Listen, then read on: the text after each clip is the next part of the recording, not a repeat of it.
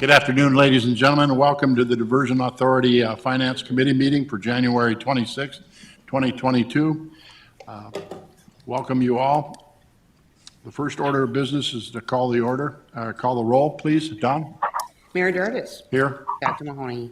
Here. Mr. Peterson. I am here. Mr. Jacobson. Here. Mr. Costin. Here. Ms. Johnson. Here. Mr. Redlinger. Here. Mr. Steen. Here. Mr. Pepcorn. Mayor Carlson. Mr. Reeds. Ms. Madriga. Here. Quorum is present. Thank you, Don. Item number 2 is to approve the minutes of December 15th. Move to approve. Thank you, Mayor. Thank you, Commissioner Steen. It's been moved and seconded to approve the minutes as distributed for the December 15th diversion meeting. Is there any further discussion? Hearing none, all those in favor, please signify by saying aye. Aye. Opposed? Motion carried. Thank you. Item number 3 is to approve the minutes of the January 3rd, 2022 special meeting. So moved. Thank you, Commissioner Steen. Is there a second, please? Peterson, second. Thank you, Commissioner Peterson. It's been moved and seconded to approve the minutes of the January 3rd, 2022 special meeting. It is an attachment. It has been distributed. Is there any discussion? Hearing none, all those in favor, please signify by saying aye. Aye. Opposed? Aye. Motion carried. Item number 4 is to approve the order of the agenda. So moved. Thank you, Commissioner Steen. Is there a second, please? Second. Mr. Costin seconds. It's been moved and seconded to approve the order of the agenda as distributed. Is there any further discussion? Hearing none, all those in favor, please signify by saying aye. Aye. Opposed? Motion carried. Item number 5 is the selection of the Metro Flood Diversion Authority Finance Committee Chairman and Vice Chairman for 2022. Mr. Chair. Are there any nominations? Mr. Chair, Steen. I would nominate Mr. Bernie Dardis as chair. Can you do the vice chair too at the same time? Be fine. Yep. Are you going to be around next year? What's that? Are you going to be around next year? Yes. Oh, okay. And I nominate Rick Steen as vice chair. We have a motion of nominations of Bernie Dardis as the Finance Committee Chair for 2022 and Commissioner Rick Steen as Vice Chair for 2022. Is there a second? Second. Thank you, Commissioner Peterson, seconds. Been moved and seconded for nominations of the Finance Committee Chair of Bernie Dardis and Vice Chair Commissioner Rick Steen. Are there any other nominations? Mr. Mayor, Commissioner Peterson. I'd make a motion to cease nominations and cast unanimous ballot. Thank you. Is there a second? Second. All those in favor of a unanimous ballot, that's not a discussion item. All those in favor, please signify by saying aye. Aye. Opposed? Aye. Aye. Motion carried. Mr. Chairman, Mayor. by you accepting this position, I would assume that means you're going to run for mayor in West Fargo? I still have Second. 6 months on my term before that's over. I second, Mr. Chairman. Second. Thank you. You're out of order, Mayor Mahoney. Item number 6 is the approval of the bills. Mr. Costin, please. Yeah, thank you, Chairman. On the list, there's $8,095,929 worth of bills. You'll recognize all the vendors as past vendors you'll be familiar with. No unusual items, so I'd ask for approval of the bills. Thank you, sir. Are there any questions for Mr. Costin? I'll move to approve. Thank you, Commissioner Steen. Is there a second, please? Second. Mayor Mahoney seconds. Been moved and seconded to approve the bills as presented by Mr. Costin. Is there any discussion? Don, would you please call the roll? Mayor Dardis. Yes? Dr. Mahoney. Aye. Mr. Peterson. Yes. Mr. Jacobson. Yes. Mr. Costin. Yes. Ms. Johnson. Yes. Mr. Redlinger. Yes. Mr. Steen. Yes. Ms. Madriga. Yes. That is everyone. Thank you, Don. Item number 7 is the finance report. Again, we'll call on Mr. Costin, City of Fargo.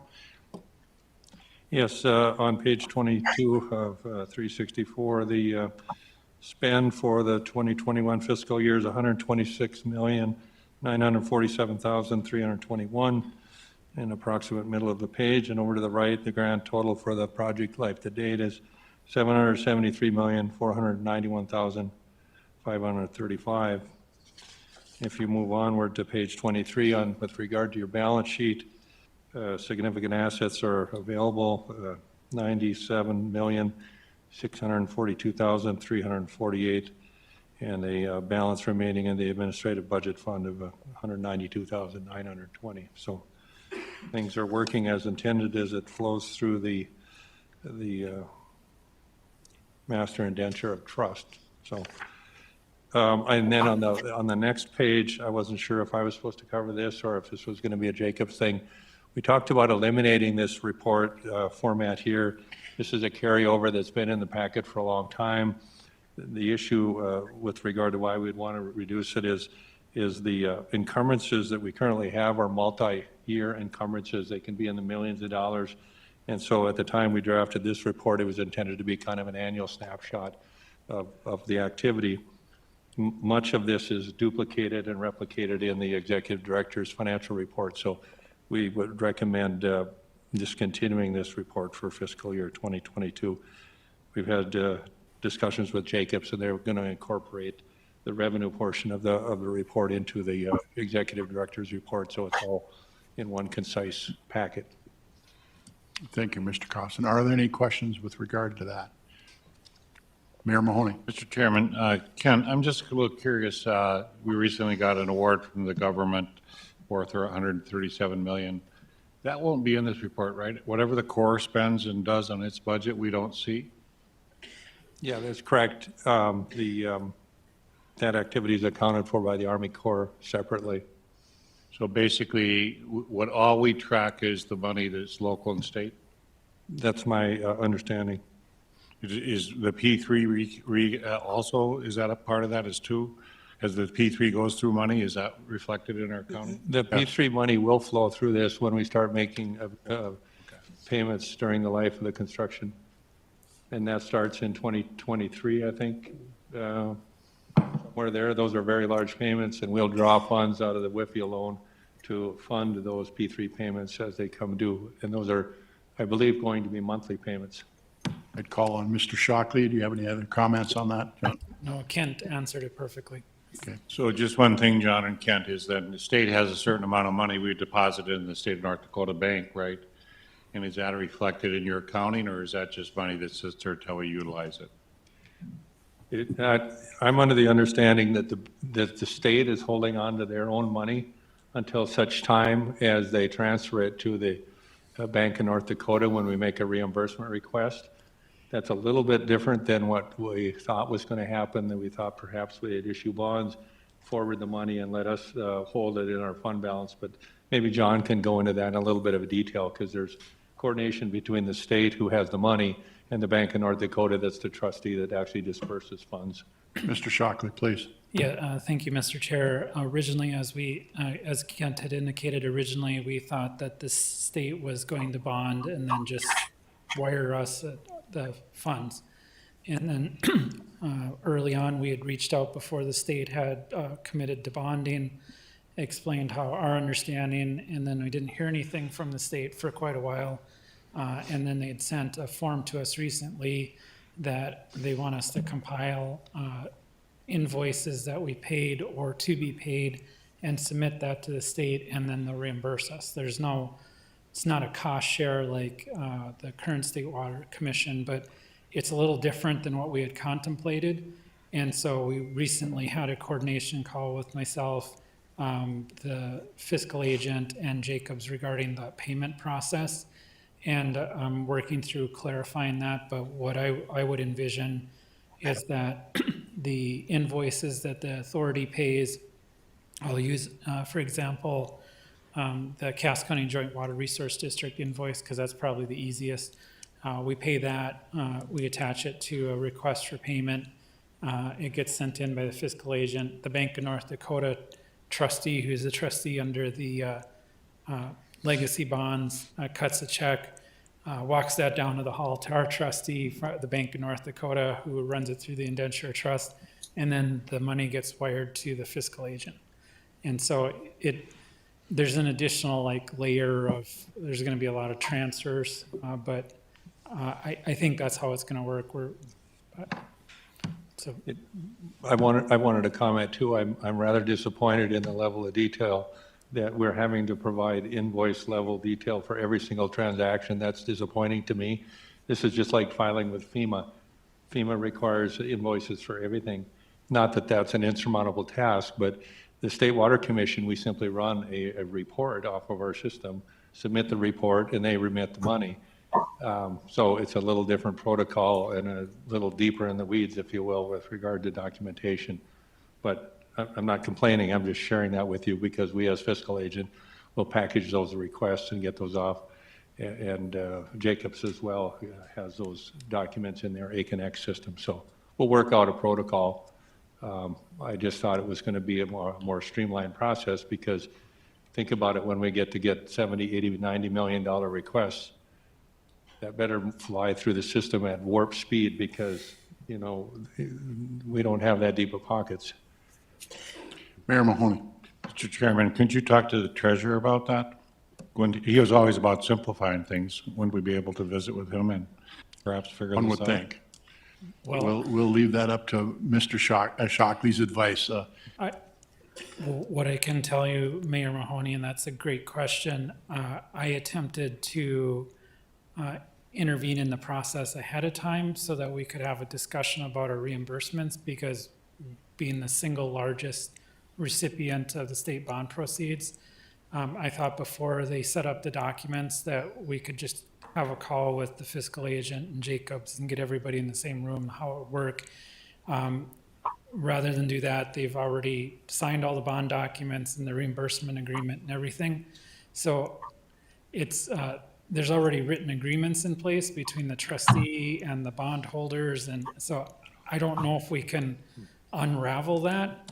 It wasn't for lack of trying early on, because that was my whole concern, is that we wanted to keep it simple with, and I don't think that, you know, nobody's used to dealing with a project our size. I don't think they realize, as Kent pointed out, the volume of invoices you'll get at $90 million. I mean, they're just a lot of paper even, but.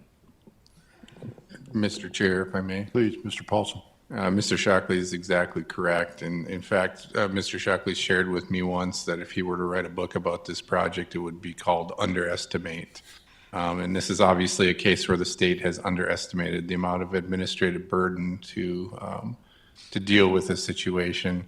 And perhaps it's worth a discussion with folks at the state just to try to raise some awareness so that they understand what they've set up and how burdensome it could potentially be. But my fear is exactly what Mr. Costin had mentioned, that we are not able to make the payments to the P3 developer in a timely manner, which causes damages to the developer that the diversion would bear. So, And probably a breach of the contract that we have with the Red River Alliance. that's correct, Mr. That's a Chair. critical point. Mr. Costin, thank you for your insight on that. Please, Mr. Peterson. Mr. Chairman, thank you. In regard to what I've learned over my years in Bismarck, I've always tried to attach fiscal notes to things.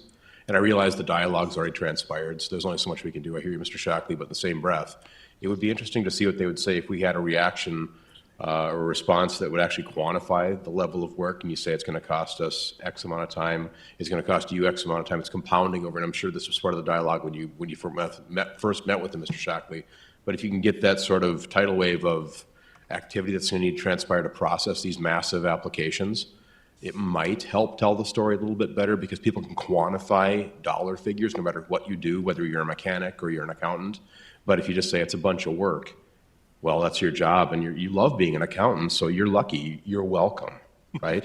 Whereas if we come to them and say it's going to cost us this, and obviously this money can be put towards the project, something else, whatever it may be, it may be more prudent for us to do that rather than allocate it for administrative costs. So that's what I'd suggest if we're going to open that dialogue. And I would say that I am trying to take one more run at this process because I've been assured by North Dakota PFA that was doing the bonding is that we'd have a quick turnaround on the payments, but I'm just not sure that they contemplate the the level of detail in the invoices. So I'm going to try to take one more run at that, and perhaps it's just a certification from the fiscal agent and a run of the payments that have been made. We're going to try. We're going to give it a try. It's worth giving it a shot one more time. John, I had one other recommendation, and with regard to protocol, it seems logical that when we get to be making these very large payments, multi-million-dollar payments, they should pay upon delivery. They should pay the same day that we delivered the request, and we can forward those invoices, and if it takes them 3 or 4 days or 5 days to go through a whole pile of invoices, so be it. Just do a right of offset against the next request and keep a rolling forward tabulation of where we're at, because that money needs to move, and it needs to move quickly. Thank you, Mr. Costin. We'll take that under advisement, and then obviously Mr. Shockley and Mr. Paulson will be working on that. So are there any additional questions of Mr. Costin on his finance report?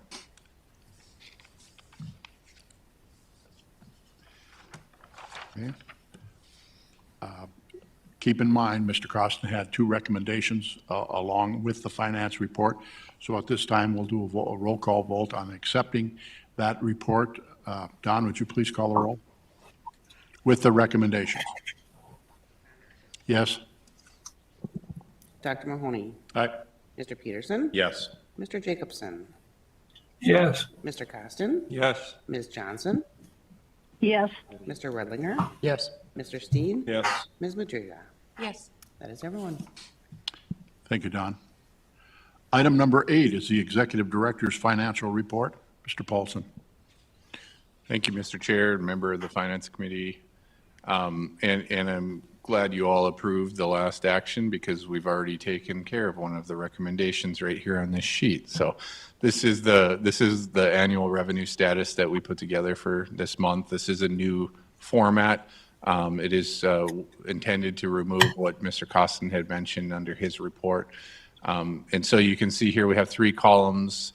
This is as of December 31st. So we have the 2021 approved budget, the expected revenue from the expected sources, and then we have the current month, which would be December of 2021, and then the fiscal year to date. So for example, you can see the City of Fargo sales tax was estimated in the budget to have 32 million in revenue, and we came a bit above what the expected budgeted revenue was for the year. Likewise with the Cass County sales tax. And then you can see the other major components would be the state of North Dakota with the 50% cost share. And then keep in mind that the approved revenue budget here is consistent with the cash budget that was approved in 2021.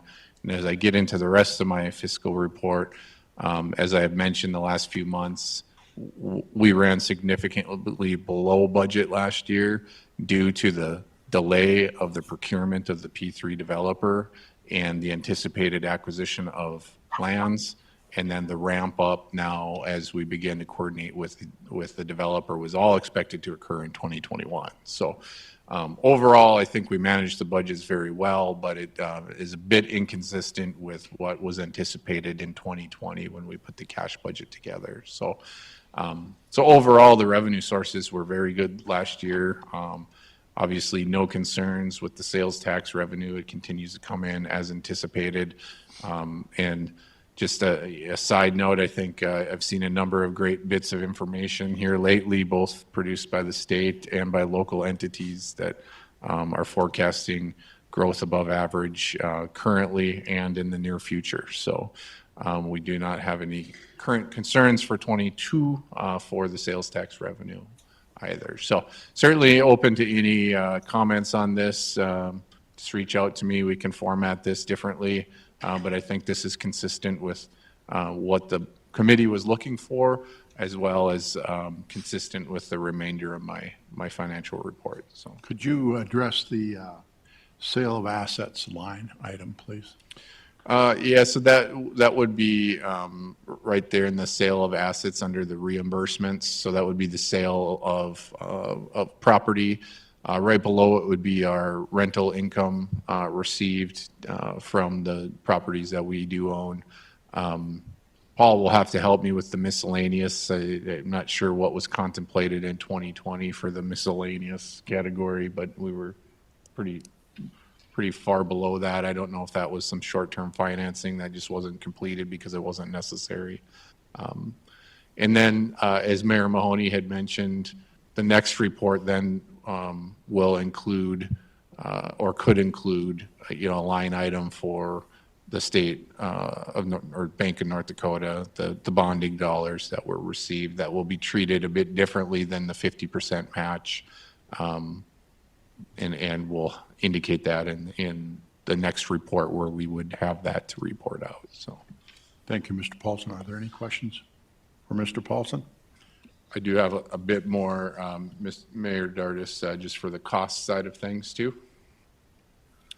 And this is the typical cost summary, so very similar to what you've seen in the past. Consistent with what Mr. Costin reported, we have actual expenditures to date of $773 million for the overall project. Again, you can compare the annual cash budget to the to what was the reality of the cash budget for 21, so significantly below, and again, that was due to timing. I'll move forward onto the level 2 detail. I just want to make a note, under the level 1 detail, there was no inconsistencies. None of our overall items were over budget. On the level 2 detail here, we had one area that was over budget and was related to the impact of lands in when they were acquired. And if you scroll down, Paul will show that on the next page here. Down one more, yep. Right here under, sorry, oh, yep, that page number 2, Paul, there. There it is, yeah. Under diversion channel and associated infrastructure, we had a $8 million cash budget, and it came in at 18 million. That was all related to the timing of the acquisition of the lands and the delay in the procurement. And so there were overall program budget wide, it had no impact. But when we look at a year-over-year budget, it indicated that we were over budget on that item. Other than that, all level 2 detail items were under budget for the year, consistent with, the delay in the procurement. So no concerns there. Certainly open to any comments or questions that the committee has. Questions for Mr. Paulson? I have a question maybe for Mr. Shockley or possibly Mr. Paulson or Mr. Barthol. With what the concerns that Mr. Costin's brought up, is there any possibility that the diversion board will have to act on some of these risks and assign that to some of the contingencies that we have in place in 2022 as we're spending a lot more money? Is that any a concern of anyone else? Mayor Dardis, that is a great question, and I'm actually going to cover some of that in in just a little bit. But I'll answer it, for the sake of discussion too. Yes, we are encompassing those risks and the risks of a compensation event with the developer. And I'll talk a little bit more in depth here on the later item here, but we use that risk to determine and run what we believe is statistically probable, and that's how we determine where our contingency should or should not be. And that is currently going on right now. I'll explain in more detail later on in the committee meeting here. Okay. Anything else on your financial report, Mr. Paulson? No, sir.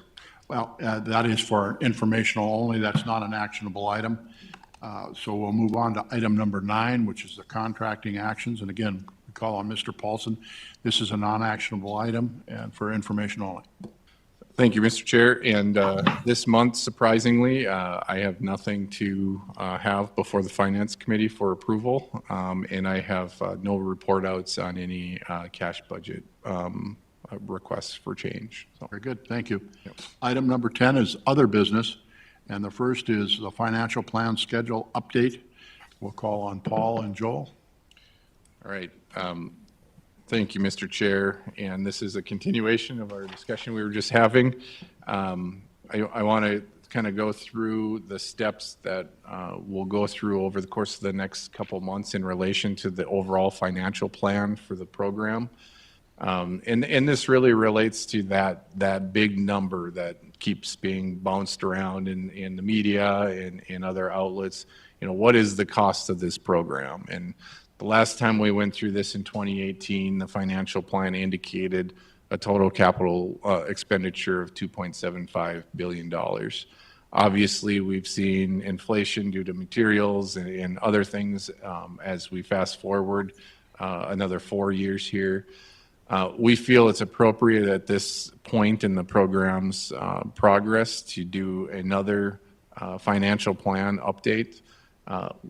We've had significant changes over the course of the next year, or last year, including the state bonding dollars that we received, the federal dollars, as well as the closing of the P3 project agreement. All of those things significantly changed a number of large risk items that we had been considering within our financial plan that has impacts on our contingency, as Mayor Dardis had brought up previously. So over the course of the last couple of weeks, we as a team have been having internal risk management sessions where we've been going through every risk imaginable, including a compensation event due to a delay in process or procedure, as Mayor Dardis had mentioned. We feel that we've run the gamut of possibilities, and so this week right now we are assessing those, and what will happen next is we will include those risks into a probability analysis. And that probability analysis will help to give Ernst & Young that financial impact to the overall program. And they'll then include that into our overall financial plan, which includes the closing and the locking in of the WIFIA loan and all the other financing that we did last year, as well as the P3 developer bid that was received. So we have a lot of cost certainty now. This is the time to do this financial plan update. That'll happen sometime at the end of February. After that, if we're comfortable with the contingency amounts and as they fit with the financial plan, we'll include those in the overall program budget, and we'll bring that forward, and we intend to reveal that financial plan at the March meeting. So that's our expected time frame right now. Obviously, I think we expect the cost to increase some, but we're not seeing any major significant problems anywhere. And obviously, we wouldn't have recommended approving the project agreement with the P3 developer if we had any significant concerns. But this is going to give us that new number that will be accurate to all accounts according to our processes and procedures and how we came up with those and analyzed all the risks and incorporated in all of the different activities that occurred over the course of the last few years as far as financing. So just an update for the committee, no action to be taken. I just wanted to make sure everyone was comfortable with the process we're taking and the schedule moving forward. Any questions, Mr. Paulson? I did have a curiosity question with regard to compensation events to the P3 developer. Are any of those a part of your risk assessment and then incorporated into your insurance coverage? So in other words, is there any potential that a triggering event would trigger an insurance settlement that would mitigate the risk of out-of-pocket payments from us? I can tell you, Mr. Costin, the answer is yes, but I'm going to defer to Mr. Shockley, who is also our lead on all things insurance related. So. Yeah, so on the insurance subject, some compensation event claims could be insurance events. And so there is a complex insurance regime set forth in the project agreement that's required for the developer to carry. And so the answer is yes, but it would depend upon what the claim is. I'll use a worst case scenario. If we had a a significant flood during construction, that would not be something that we could insure against. Builders all risk generally doesn't insure against an event like that. But for example, if a third party, they're putting on an interstate bridge and somebody was negligent, and we can talk all sorts of hypotheticals, but they drive a truck full of gasoline over the side and it blows up and takes the bridge out, and there is negligence, then there would be recovery from the insurance. On the financial side, we have, within the financial plan, we have accounted for what I would term as financeability if there's a compensation event. So we took a measure of what we predicted the maximum probable compensation events would be.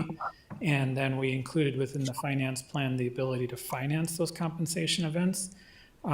Those would, of course, have to come out of unexpended contingency. And so there would be a lot of decisions for those types of events. But what I would say is if there's a flood during construction, a serious one, that would, devastate the community, that is a kind of a different type of an event that we may not have insurance coverage for. Thank you. Thank you. Next item is the 2021 financial audit. Again, Joel. Thank you, Mr. Chair. So we are working with Eide Bailey to scope out the 2021 financial audit. And this year, we're also going to have them prepare the financial statements as well, which was traditionally something done by the city of Fargo. But as we move forward, that's something that will move over to the DA. So just wanted to make the committee aware that we've engaged Eide Bailey and we intend to bring a project contract forward for consideration at the next meeting and get rolling on that. So I don't know, John, if you had anything. That's okay. Any questions from Mr. Paulson on that? All right. Item C, Diversion Authority Board approval of the MOUs and agreement actions. John? Mr. Shockley? Thank you, Mr. Chair. We have a lot of MOUs and MERS this afternoon, it's been a busy 30 days since our last meeting, but it's been very positive developments as we're getting all of these MOUs checked off regarding the diversion channel.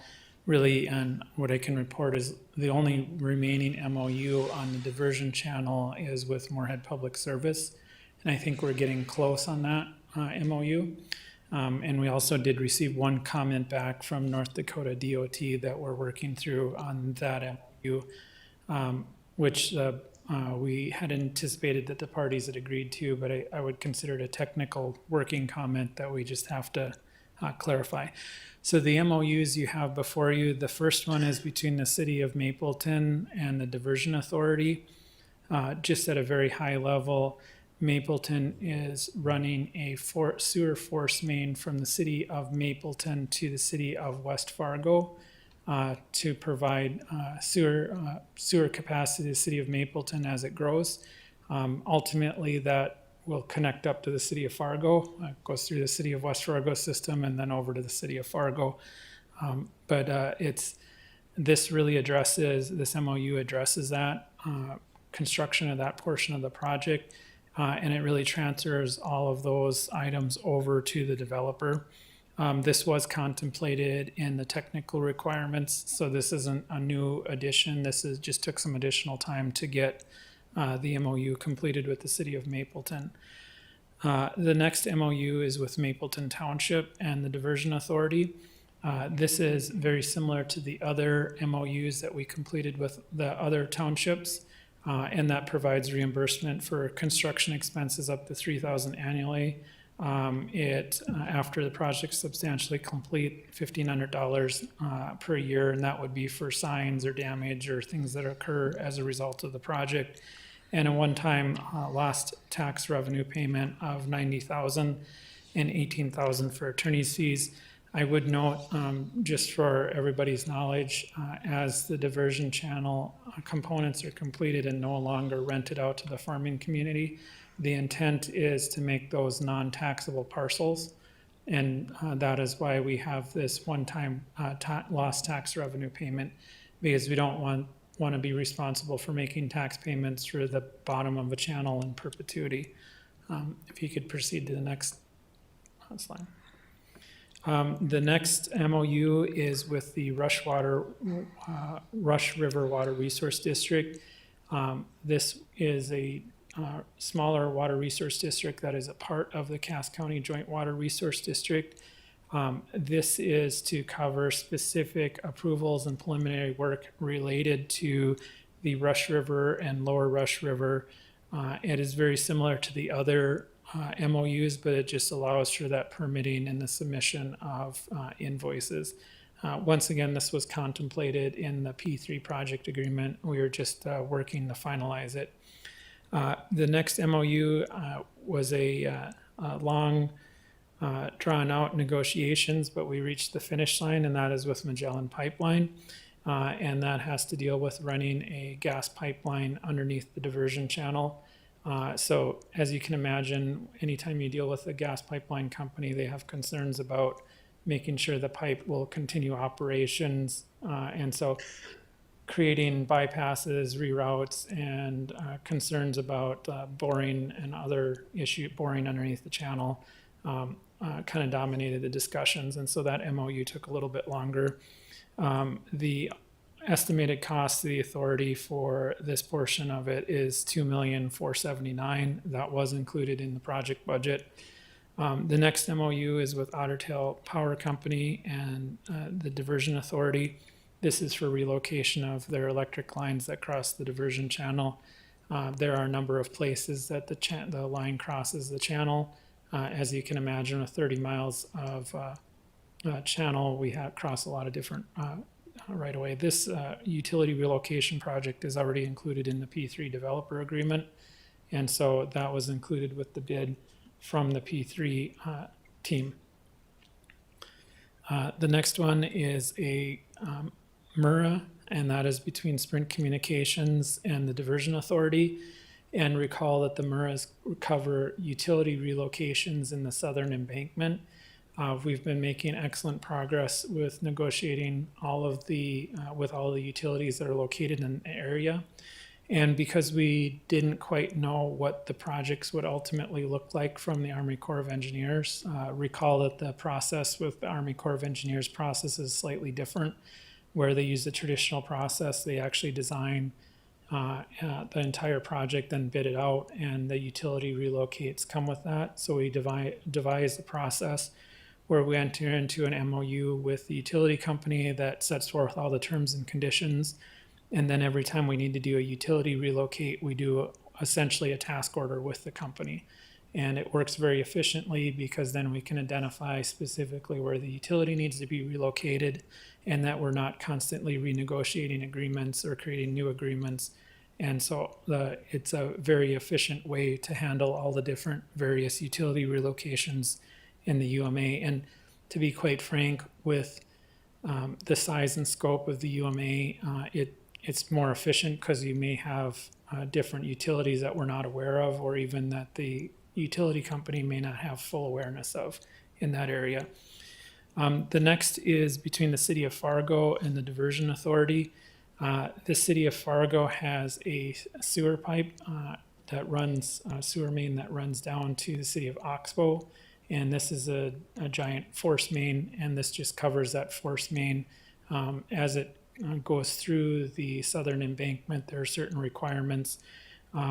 It's very straightforward. It involves the relocation of the pipeline, and the authority is going to pay all the reasonable costs of the utility relocation project, excluding the utility's internal costs. So the authority will take the lead in relocating it and designing it and constructing it. And ultimately, if there are betterments, which I don't think there will be betterments, but if there were, then it would be the responsibility of the City of Fargo. And a betterment would be, for example, if it's a 48-inch pipe now and you wanted to make it a 60-inch pipe, the difference between the 48-inch pipe and a 60-inch pipe would be the betterment. I think, do you want to advance? I think might be one. Nope, that is it. So I can certainly answer any questions that you might have about the MOUs or the MRAs that we have before the Finance Committee and ultimately the Diversion Authority tomorrow. But it has been a very productive last 30 days, and we're starting to get most all of the MOUs and MRAs buttoned up. There are a few on the Minnesota side for utilities that we're working through, kind of tracking along how the project is being constructed. So, Thank you, Mr. Shockley. Questions? Mayor Mahoney?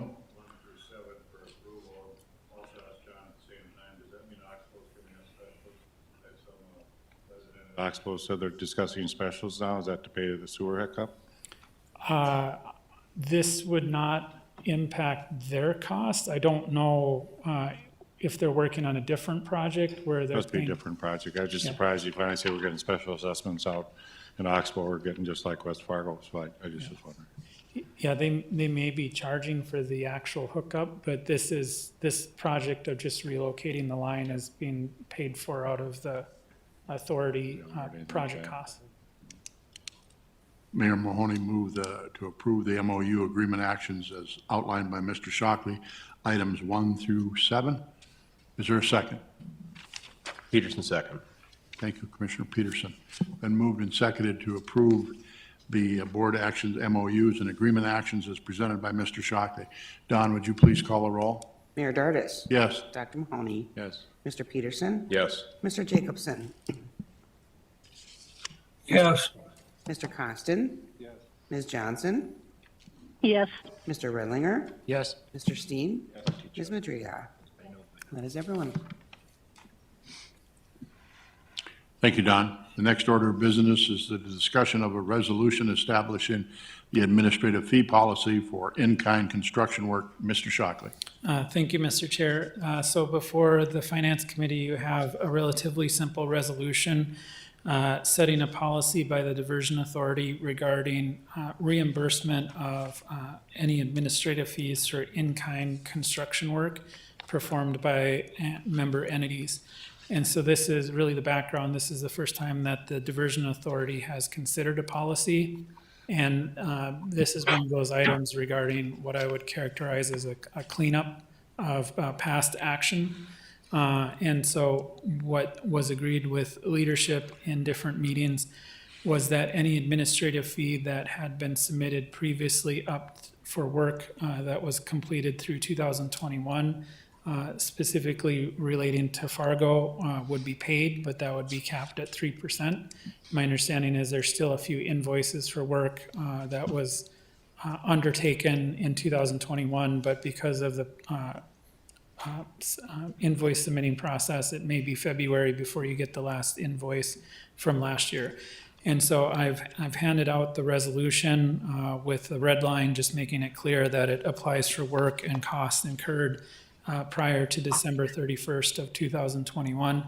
And then the policy is very simple going forward. For any work or costs incurred after January 1st of 2022, there would be no administrative fee, and that would apply to all of the member entities.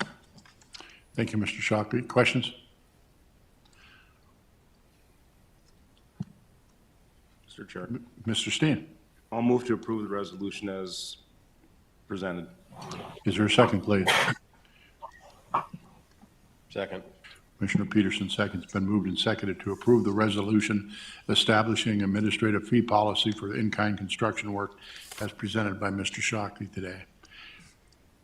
Don, would you please call the roll? Mayor Dardis. Yes? Dr. Mahoney. Aye. Mr. Peterson. Yes. Mr. Jacobson. Mr. Costin. Yes. Ms. Johnson. Yes. Mr. Redlinger. Yes. Mr. Steen. Yes. Ms. Madriga. Yes. That is everyone. Thank you, Don. Item E is the resolution approving the procedure for requesting that the City of Fargo undertake development of comprehensive project in-kind work elements and authorizing the reimbursement of such development costs and expenses. Again, Mr. Shockley. Thank you, Mr. Chair. So this is a resolution that we've been working on for a little bit that really sets forth the specific procedures for requesting the city of Fargo, and you'll see this with some of the other member entities, that they undertake comprehensive project in-kind elements. So when the diversion authority requests, go ahead and construct this lift station or this levee, we wanted to codify some type of procedure and how we would authorize that reimbursement and of those costs and expenses. So it's pretty straightforward. This has been run through the engineering staffs of both the diversion authority and the city of Fargo, and it's also been run through the legal from the city of Fargo and my office and myself. And then our intent is that you'll see almost identical resolutions for the other member entities coming forward.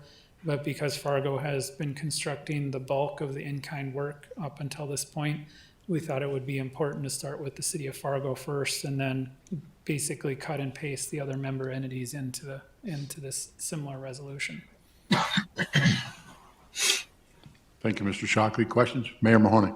John, would this have a process or something that clarifies where there's confusion? Basically, you are going to figure out something where it won't be confusing for anybody as far as that type of reimbursement. Is that correct? Correct. It was to clarify the procedures, and for clarity, this does not cover reimbursement of operations and maintenance costs. We're going to address that as we are working through developing our operations and maintenance budget, because there's some complex engineering issues.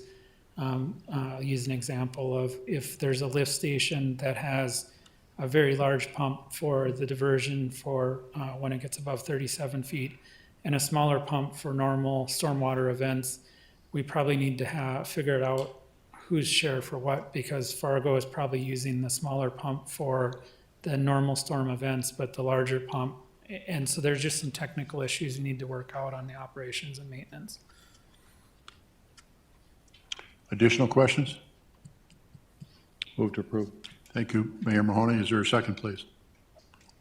Steen, second. Commissioner Steen, second. It's been moved and seconded to approve the procedure for requesting that the city of Fargo undertake development and comprehensive project in-kind work elements. Don, would you please call the roll? Mayor Dardis. Yes? Dr. Mahoney. Aye. Mr. Peterson. Yes. Mr. Jacobson. Yes. Mr. Costin. Yes. Ms. Johnson. Yes. Mr. Redlinger. Yes. Steen. Yes. Ms. Madriga. Yes. That is everyone. Thank you. Next order of business is item F, and that's a recommendation to accept bids and award. Mr. Shockley, are you on this one also? Or Mr. Bakagard? I can certainly jump in. We open bids, so this is for property structure mitigation. We open bids for the project, and this involves the removal of some homes and some other structures as part of the project. We opened bids, and the apparent low bidder was Schmidt and Sons Construction at $224,900. I believe that the engineer's estimate was in the neighborhood of about $700,000. 720, sorry. Great bidding. Well, and it's, I think the reason that Schmidt and Sons is able to be so competitive is that they are recycling the homes. So they take them and sell the homes. And most of their bid, when we look closely at the bids, was really due to the taking out the foundation and the reseeding. And because we wanted to verify to make sure that they weren't just giving a really low bid and not able to perform the rest of the work. And their estimate in that area for the removal of the soil was consistent with the engineer's estimate. And so we weren't concerned that there was, that they wouldn't be able to perform. So the recommendation is to award Schmidt and Sons Construction Incorporated for their apparent low bid of $224,975 with the on the contingency that they provide the appropriate performance and payment bonds and insurance, which they've actually sitting in my inbox to review today. So, Are there any questions for Mr. Shockley? Move to approve. Thank you, Mayor Mahoney. Is there a second, please? Peterson, second. Thank you, Commissioner Peterson. It's been moved and seconded to approve the recommendation to accept the bid from Schmidt and Sons for the removal of homes for $224,900.75. Don, would you please call the roll? Mayor Dardis. Yes? Dr. Mahoney. Aye. Mr. Peterson. Yes. Mr. Jacobson. Mr. Costin. Yes. Ms. Johnson. Yes. Mr. Redlinger. Yes. Mr. Steen. Yes. Ms. Madriga. Yes. There's everyone. Thank you, Don. Our next meeting will be February 23rd, 2022. Before we move on, I have a comment that I'd like to make and some thank yous that I'd like to extend. As we've continued to meet with going forward for the 2022 and the finances and the like, I want to compliment staff, Mr. Paulson, Mr. Bakkegaard, Mr. Martinson, Mr. Shockley, certainly in the role that he plays, as well as Mr. Barthol. We have been asking for new dashboards with regard to the finances. My goal has always been that anybody that's not on the finance committee could look at a couple of dashboards and it would tell the story of where we're at for expenditures and the like. And I'm holding a couple of those reports in my hand right now, and they're phenomenal. They really, truly are, that you don't have to be a member of the finance committee and dig deep into level 1 and level 2 and level 3. So my compliments, Paul, you've led that effort in a kind of a public information forum for those of the board members that were interested. I am extremely grateful, and I'm thankful that you've executed that way beyond my expectations. So thank you for that, sir. Appreciate it very much. With that, we stand adjourned. Not taking any motions about that.